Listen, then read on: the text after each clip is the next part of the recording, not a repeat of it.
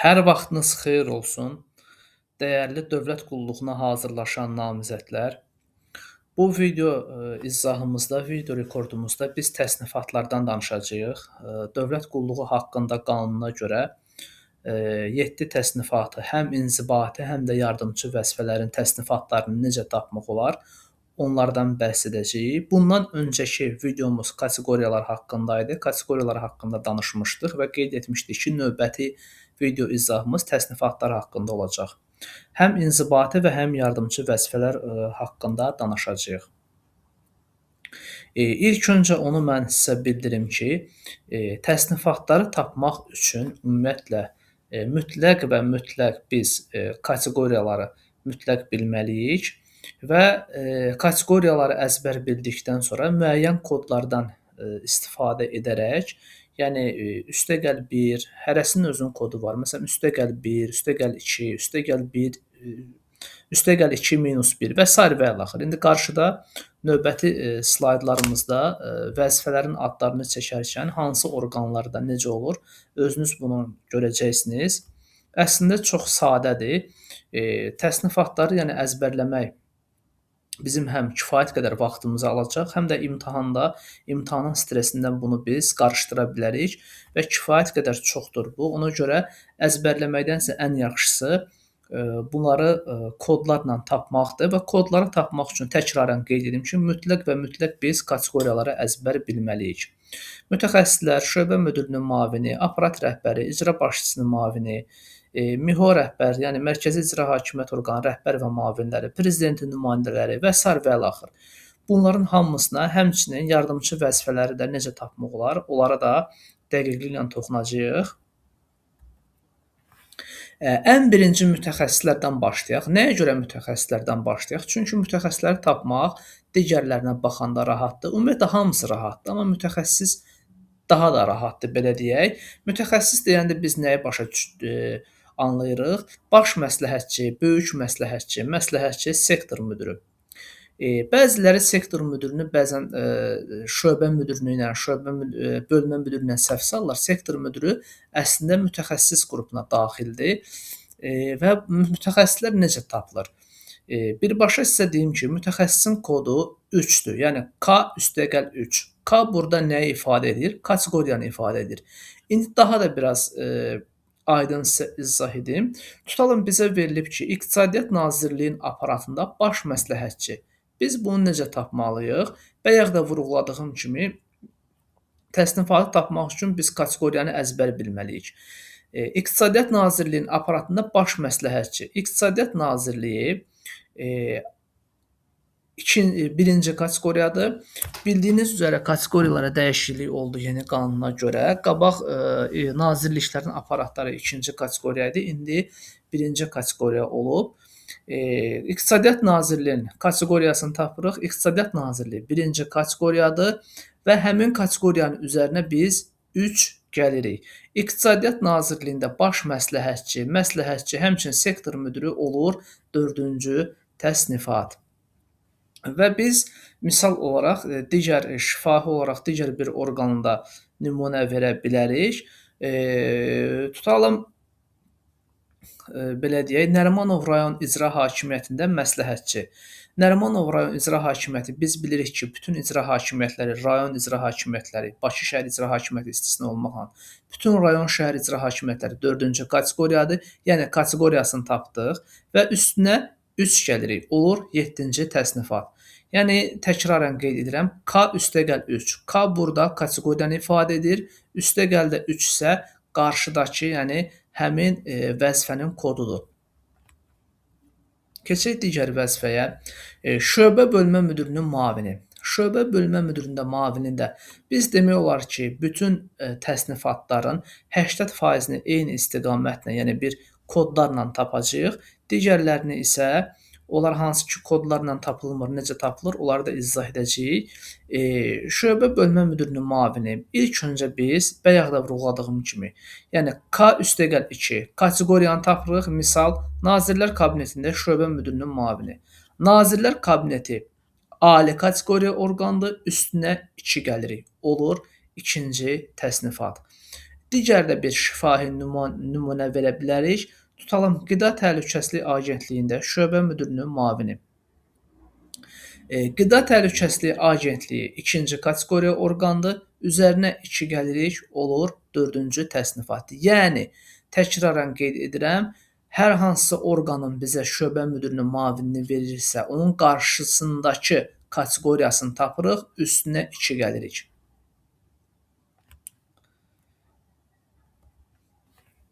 Aparat rəhbərinin müavini. Aparat rəhbərinin müavininin kodu K+1-dir. Təkrarən qeyd etdiyim kimi kateqoriyanı tapırıq və üstünə 1 gəlirik. Misal, Maliyyə Nazirliyində burada hərf səhv olub, üzrlü hesab ediləsiniz. Aparat rəhbərinin müavini yazılmalı idi. Yəni, Maliyyə Nazirliyinin aparat rəhbərinin müavini. Maliyyə Nazirliyinin aparat rəhbərinin müavini Maliyyə Nazirliyi tapırıq. Neçənci kateqoriyadır? 1-ci kateqoriya. Üstünə 1 gəlirik, olur 2-ci təsnifat. Yəni, K kateqoriya üstəgəl 1. Qarşısındakı vəzifə bizə verirsə hər hansısa orqanın, hər hansısa bir yerin aparat rəhbərinin müavini, biz birinci qabağındakı orqanın hansı kateqoriyaya məxsus olduğunu tapıb üstünə 1 gəlirik. Gəldik aparat rəhbəri və həmçinin şöbə rəhbərinə. Şöbə müdirlərinə daha doğrusu. Aparat rəhbəri ali və 1-ci kateqoriyada başqa cür tapılır. Digər orqanlarda isə, yəni 2-ci, 3-cü, 4-cü kateqoriya, daha doğrusu 2-ci, 3-cü kateqoriya isə tamam başqa cür tapılır. Bu barədə biz məlumat verək. Aparat rəhbəri çox sadə olaraq ali və 1-ci kateqoriyada kateqoriyanın özünə bərabərdir. Məsələn, Ali Məhkəmənin aparat rəhbəri. Ali Məhkəmə ali kateqoriya orqandır. Aparat rəhbəri də olur ali təsnifat. Həmçinin bu da Naxçıvanda 1-ci və 2-ci kateqoriyaya aiddir. Tutalım, Naxçıvan Muxtar Respublikasının Ali Məclisinin aparat rəhbəri. Nemerin Ali Məclisi olur 1-ci kateqoriya orqan. Aparat rəhbəri də onun özünə tabedir, olur 1-ci təsnifat. Həmçinin Naxçıvandakı 2-ci kateqoriyada aiddir və bizdə də 1-ci kateqoriya orqanlarına aiddir. Yəni, bütün nazirliklərin aparatlarının aparat rəhbəri 1-ci təsnifatdır. Yəni, nazirliklər yeni qanuna görə 1-ci kateqoriya olduğuna görə onların da aparat rəhbərləri 1-ci təsnifata aid olur. Şöbə müdirləri, həmçinin ali və 1-ci kateqoriya orqanlarında şöbə müdirləri necə tapılır? Burada isə biraz fərqli metodu izləyirik. Digərlərinə baxanda nisbətən uzundur, amma elə də çətin deyil. Şöbə müdirlərini tapmaq üçün ilk öncə, yəni ali və 1-ci kateqoriya, yəni respublika üzrə. Amma Naxçıvanda isə bu aiddir 1-ci və 2-ci kateqoriyaya. Tutalım, şöbə müdirinin müavini tapırıq. Bizə Hesablama Palatasında şöbə müdirini verib. Bunun hansı təsnifata məxsus olduğunu bilmək üçün Hesablama Palatasında şöbə müdirinin müavinini tapırıq. Biz nə demişdik? Şöbə müdirinin müavininin kodu K+2-dir, yəni kateqoriya üstəgəl 2. Hesablama Palatası 1-ci kateqoriya orqandır. Üstünə 2 gəlirik, yəni onun müavinini tapırıq. Olur 3-cü təsnifat və 1 çıxırıq. Olur 2-ci təsnifat. Təkrarən qeyd edirəm, şöbə müdirini tapmaq üçün ali və 1-ci kateqoriya orqanlarında qarşısındakı orqanı tapırıq. O orqan hansı kateqoriyadır? O kateqoriyanı tapıb üstünə şöbə müdirinin müavininin kodunu gəlirik. Yəni K+2, yəni üstünə 2 gəlir və 1 çıxırıq. Digər bir şifahi nümunə verək. Məsələn, 1-ci kateqoriya orqanların birində, elə nazirliklərin birində, tutalım İqtisadiyyat Nazirliyində şöbə müdiri. İqtisadiyyat Nazirliyi 1-ci kateqoriya orqandır. Onun müavinini tapırıq. Üstünə 2 gəlirik. Olur 3-cü təsnifat. 1 çıxırıq. Olur 2-ci təsnifat. Bunu bu cür tapırıq. Eyni qayda Naxçıvanda 1-ci və 2-ci kateqoriya orqanlara aiddir. Təkrar deyirəm ki, bu qaydaya görə mütləq və mütləq biz kateqoriyaları əzbər bilməliyik.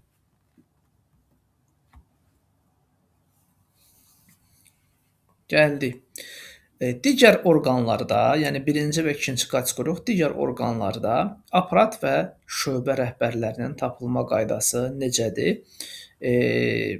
Aparat rəhbəri digər orqanlarında, yəni birinci və ali və birinci kateqoriya orqanlar istisna olmaqla, həmçinin şöbə müdirləri də ali və birinci kateqoriya istisna olmaqla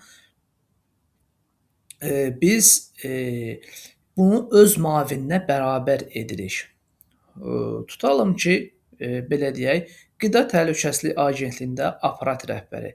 Biz aparat rəhbərini demişdik, aparat rəhbərinin müavinini necə tapırdıq? Yəni digər orqanlarda aparat rəhbərləri onun öz müavininə bərabərdir. Yəni öz müavinini tapırıq, öz müavinini tapdıq, elə bilin ki, aparat rəhbərinin özünü tapmışıq.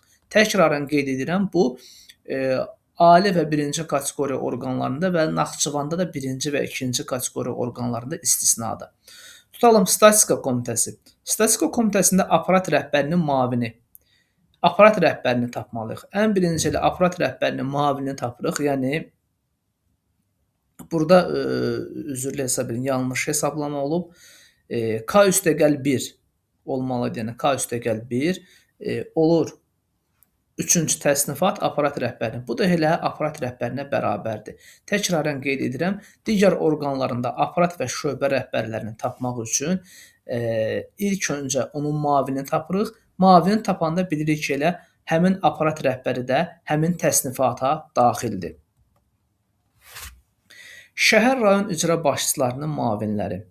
Şəhər rayon icra başçılarının müavinlərinin hamısı 4-cü təsnifata aiddir, yəni öz kateqoriyasına bərabərdir. Misal olaraq Mingəçevir rayon icra başçısının müavini. Biz demişdik ki, bütün rayon icra hakimiyyətləri, şəhər rayon icra hakimiyyətləri 4-cü təsnifatdır və daha doğrusu 4-cü kateqoriyadır. Onların müavinləri də yəni kateqoriyanın özünə bərabər olur. Yəni 4-cü təsnifata bərabərdir. Bakı şəhər icra hakimiyyəti biz demişdik ki, istisnadır, yəni ikinci kateqoriya orqandır. Onun müavini də yenə öz kateqoriyasına bərabərdir. Olur ikinci təsnifat. Təkrarən qeyd edirəm, icra başçılarının müavinləri öz kateqoriyasına bərabər olur, yəni 4-cü təsnifat, 4-cü kateqoriya, 4-cü təsnifat. Bakı şəhər icra hakimiyyətinin başçısının müavini də öz kateqoriyasına, yəni Bakı şəhər icra hakimiyyəti ikinci kateqoriyadır, müavini də ikinci təsnifat olur. Prezidentin nümayəndəlikləri haqqında növbəti slaydlarda biraz daha ətraflı danışacağıq. Yəni bilək ki, prezidentin nümayəndəsi, məsələn Naxçıvandakı nümayəndəsi və ya hər hansısa bir nümayəndəsi birinci təsnifatdır, müavini də birinci təsnifatdır. Həmin nümayəndəlikdə işləyən mütəxəssislər isə üçüncü təsnifatdır.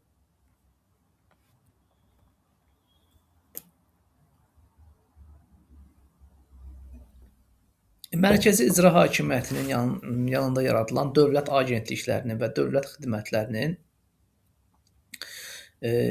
rəhbərləri, məsələn, Elm və Təhsil Nazirliyinin yanında yaradılan agentliklərin rəhbəri, tutalım Peşə Agentliyinin rəhbəri ikinci təsnifatdır, onun müavini üçüncü təsnifat.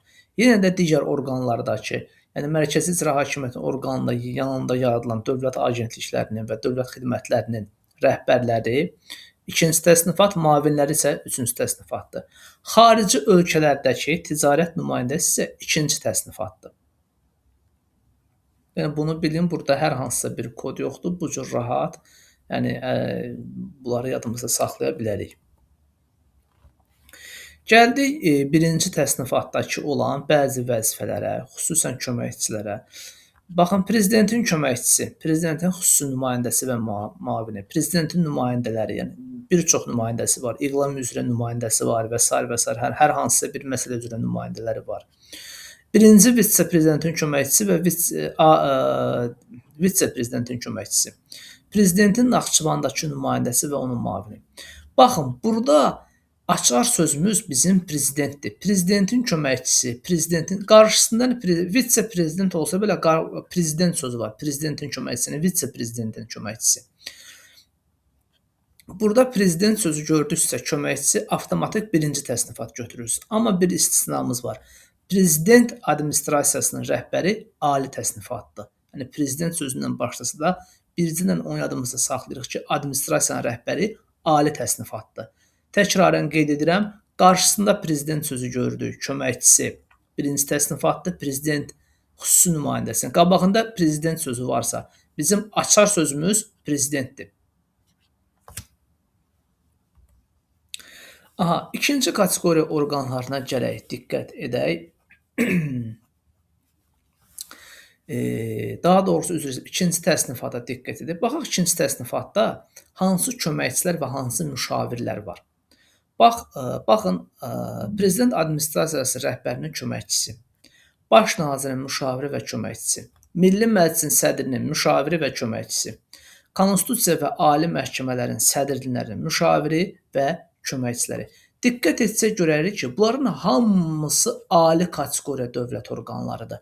Ali kateqoriya dövlət orqanlarının hamısının rəhbərlərinin müavin və müşavirləri olur ikinci təsnifat. Təkrarən qeyd edirəm, ali kateqoriya dövlət orqanlarının rəhbərlərinin müşavir və köməkçiləri olur ikinci təsnifat. Bunların, yəni müşavirin köməkçisi isə verəcək tutan baş nazirinin müşavirinin köməkçisi. Bunun üstünə bir gəlirsiniz, olur üçüncü təsnifat. Bu cür yadınızda saxlayırsınız. Yəni birbaşa ali kateqoriya orqan rəhbərinin müşaviri ikinci təsnifatdır. Amma həmin müşavirin köməkçisi isə olur üçüncü təsnifat. Daha doğrusu müşavirlərin müavinlərini nəzərdə tutdum, üzrlə hesab edin. Müşavirlərin müavinləri, yəni həmin müşavirin müavini üstünə bir gəlirik. Köməkçisinin müavinin üstünə bir gəlirik. Olur üçüncü təsnifat. Burada ikinci təsnifata aid olan Naxçıvanın Nemerin ali sədri var. Bir istisna odur. Biz onu burada bircə saniyə burada qeyd etmişik. Bilin ki, Ali Məclisin sədrinin müşavir və köməkçisi ikinci təsnifatdır. Yəni ali kateqoriya orqan deyil, ali kateqoriya orqan deyil. Birinci kateqoriya orqandır. Onun müşavir və köməkçisi ikinci təsnifatdır. Yəni bunlar hamısı ali kateqoriya orqandır. Bunların rəhbərlərinin müşavir və köməkçiləri ikinci təsnifatdır. Müavinləri isə üçüncü təsnifatdır. Naxçıvan Muxtar Respublikasının da ali kateqoriya orqan olmasına baxmayaraq, onun da müşaviri ikinci təsnifat sayılır. Növbəti köməkçi və müşavirləri izah edirik. Birinci kateqoriya orqanın rəhbərinin müşavir və köməkçisi olur. Üstünə 2 gəlib, yəni kateqoriyanın üstünə 2 gəlirik, üçüncü təsnifat. Birinci kateqoriya orqanlar elə də çox deyil. Tutalım elə baş prokurorun müşaviri. Baş prokuror birinci kateqoriyadır, üstünə 2 olur, üçüncü təsnifat. Məsələn, digər şifahi nümunədə hesablama palatasının rəhbərinin müşaviri və ya köməkçisi. Hesablama palatası birinci kateqoriyada üstünə 2 gəlirik, olur üçüncü təsnifat. Digərlərində ikinci kateqoriya orqanlarında da həmçinin tutalım ki, belə deyək, dini qurumlarla iş üzrə Dövlət Komitəsi ikinci kateqoriya orqandır. Həmin yəni ikinci kateqoriyanın onun müşavir və köməkçisi olur dördüncü təsnifat. Niyə? Üstünə 2 gəlirik. Təkrarən qeyd edirəm, birinci kateqoriya orqanın rəhbər və müşaviri və köməkçilərini tapmaq üçün üstünə 2 gəlirik, olur üçüncü təsnifat. İkinci kateqoriya orqan rəhbərlərin, müşaviri və köməkçilərin üstünə 2 gəlirik, olur dördüncü təsnifat. Bunu bayaq qeyd etmişdik. Naxçıvanın Ali Məclisin sədrinin müşavir və köməkçisi ikinci təsnifatdır. İkinci təsnifatda olan müşavir və köməkçilərin hamısı ali kateqoriya orqanın rəhbərlərinin müşaviri və köməkçiləridir. Amma bir istisnamız var, o Ali Məclisin sədrinin və müşaviri və köməkçisidir. Ali Məclis özü ali kateqoriya orqan olmasa da, amma sədrinin müşaviri və köməkçisi ikinci təsnifatdır. Həmçinin Naxçıvanın Nemerin Bakı nümayəndəliyinin rəhbərinin müavini və Ombudsmanın regional rəhbəri və müavinləri hamısı dördüncü təsnifatdır. Ombudsmanın nə qədər regional rəhbəri və müavinləri varsa, dördüncü təsnifatdır.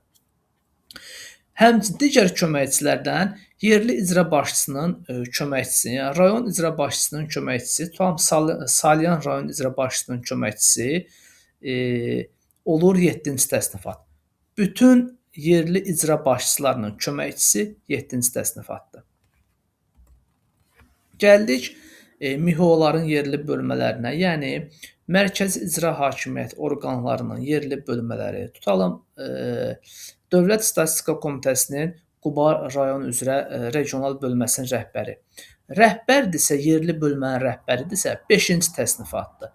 Müavini 6-cı təsnifat, orada işləyən mütəxəssislər, yəni məsləhətçi, baş məsləhətçi və sair və ilaxır sektor müdiri olur 7-ci təsnifat. Bunları bir növ belə hesablayaq. Rəhbər 5, üstünə 1 gəlirik. Yəni bu təsəvvür edin ki, vəzifə minus aşağı gedir, amma təsnifat isə 1 plus qalxır. Yəni bölmə rəhbəri olur 5-ci təsnifat, 1 minus oldusa, qarşıdakı təsnifat bir pillə çoxalır. Olur 6-cı təsnifat. Mütəxəssis 7-ci təsnifat. Gəldik yardımçı vəzifələrə. Yardımçı vəzifələrdə baxın, yardımçı vəzifələrdə ali kateqoriya, daha doğrusu ali təsnifat yoxdur. Birinci təsnifat, bilək ki, rahat surətdə tapmaq üçün birinci təsnifat ən yüksək kateqoriyaya məxsusdur. Yəni, ali kateqoriya dövlət orqanlarında işləyən texniki vəzifələr birinci təsnifatdır. İkinci təsnifat, birinci kateqoriyada işləyən dövlət orqanındakı texniki vəzifələr, tutalım ki, hesablama palatasında işləyən sürücü və yaxud da kargüzar və sair və ilaxır ikinci təsnifatdır. Yəni, baxın, bir minus aşağı gedir. Ali kateqoriya, birinci kateqoriya, bu isə çoxala-çoxala gedir bu cür, yəni təsnifat. Bayaqki kimi. Üçüncü təsnifat isə həm ikinci və üçüncü kateqoriya dövlət orqanlarında texniki vəzifələr üçüncü təsnifata aiddir. 4-5 də dördüncü təsnifata aiddir. Təkrarən qeyd edirəm, bunu ən yaxşısı, bu çətin deyil, əzbərləmək daha rahat olar ki, bunu biz yadımızda saxlayaq. Birinci təsnifata ali kateqoriya dövlət orqanlarındakı texniki vəzifələr, ikinci təsnifatda aiddir birinci kateqoriya dövlət orqanına texniki vəzifələr, üçüncü təsnifata isə ikinci və üçüncü kateqoriya dövlət orqanında texniki vəzifələr. Dördüncü təsnifata isə dördüncü və beşinci kateqoriyada dövlət orqanında texniki vəzifələr. Bu təsnifatlar bu qədər. Bunları düşünürəm ki, sizə faydalı olar. Tamlığı ilə bundan öncə bizim təsnifatlarla bağlı videolarımız var idi. Lakin o köhnə video idi, video izahı idi. Yeni dəyişikliklərdən sonra, kateqoriyadakı yeni dəyişikliklərdən sonra düşündük ki, yenisini çəkək. Həmçinin burada bu video izahımızda müşavirlərə, köməkçilərə, müavinlərə də biz toxunduq. Təşəkkür edirəm. Öncədən hamıya minnətdarlığımı bildirirəm.